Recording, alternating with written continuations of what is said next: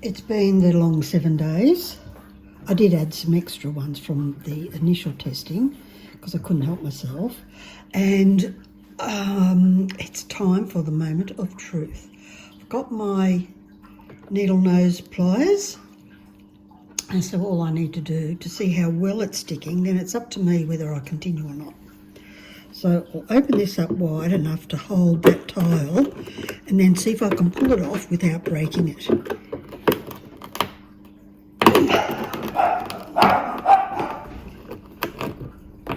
That's the dogs barking for joy because I can't shift it at all.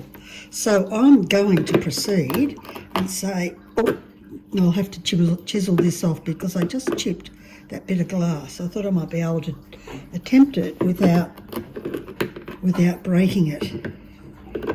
Maybe I'll put a leaf over. I can't shift it at all, so I'm super happy with that.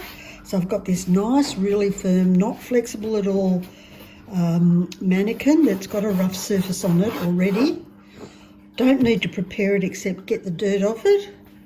I bathed it with warm soapy water, and then before I glue a particular area, I wipe it down with methylated spirits to make sure there's no grease or grime that will interfere with the sticking.